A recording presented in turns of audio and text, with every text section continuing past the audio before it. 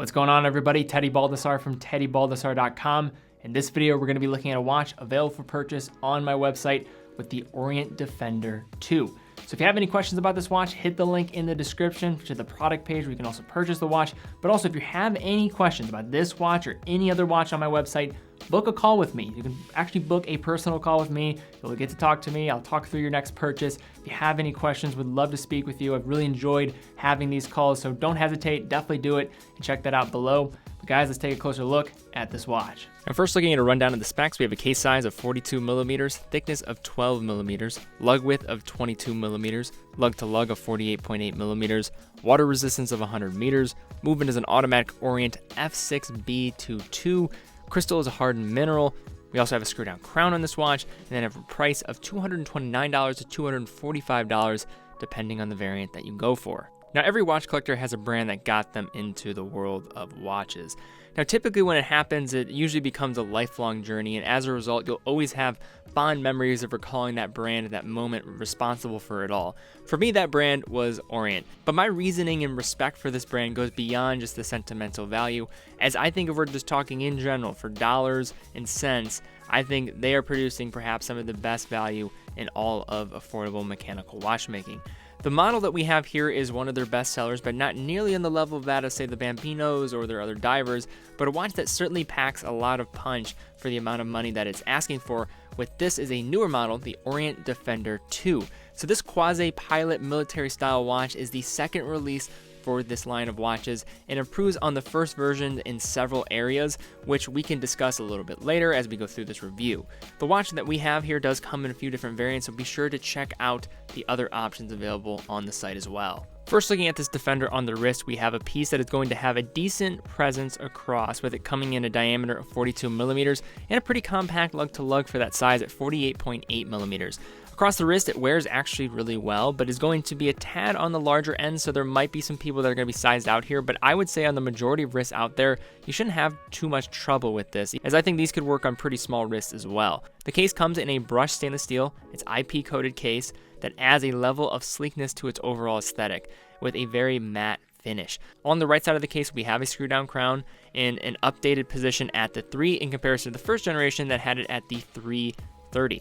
So this crown is secure. It has a solid threading to assist with the watch's 100 meters of water resistance and helps to engage the updated movement within, but more on that in a moment.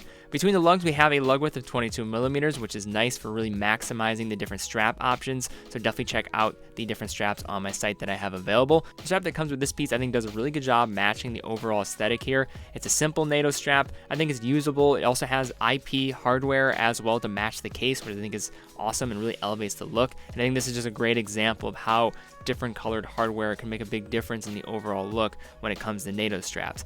I think this does wear a little high on the wrist, so what I'd probably do is I'd go for the James Stacy technique here. So I cut that underneath keeper to make the strap lay a little bit flatter on the wrist. Transitioning back to the dial, we have a hardened mineral crystal on the watch. And yes, I think sapphire would have been more ideal here, but it's still a really nice looking piece, and I think the mineral crystal does add a little bit of warmth to the overall design. Looking within the crystal at the dial, we have a layout that is slightly different than the first generation, with an upgraded handset that I think just looks elevated in the looks department and the rearrangement of the elements within. So along the outside of the dial, we have a 60-minute chapter ring featuring the numerals and a detailed minute track stepped inward from there with applied hour markers as well. So at the 3 o'clock, we have the inclusion of a date window, the 5, a 24-hour sub-dial to show military time, and the days of the week at the 10. Now the hour and minute hand are hollowed out at the center fixed point, with superluminova within the endpoints as well, and a red triangular second hand. The lume shines quite well and should provide a nice view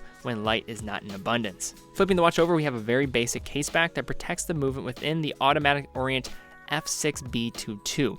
So as I've been mentioning throughout this video, I think this Defender has improved quite a bit since the first generation, with the most notable upgrade being the movement here, as the first generation did not feature hacking. So Orient overall throughout their entire collection of movements have, I think, some of the best mechanical calibers out there for the price, and this is definitely one of them. So this one operates at 3 Hz, 21,600 vibrations per hour. It features hacking, so that will stop the second hand when pulling the crown to the farthest position to set the time, and also can be hand wound, and then has a power reserve of 40 hours. Now, when looking at this Defender here, this Generation 2, I think it's a great step up from the first generation.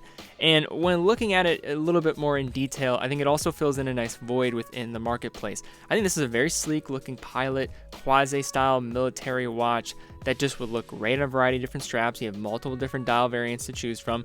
Yes, you're getting a little bit larger of a case size at 42 millimeters, but given its intended function, I think it's okay. And I think also factoring in that lug to lug will wear on a variety of wrists quite well. At 48.8 millimeters, that's something that typically you see in a watch that's around 39 millimeters or 40 millimeters in terms of the case diameter. And then in addition to that, I think the overall build quality of this piece is very good. You're getting that screw down crown, 100 meters of water resistance. I think this is a great everyday style piece for somebody that has a budget, say, under $250.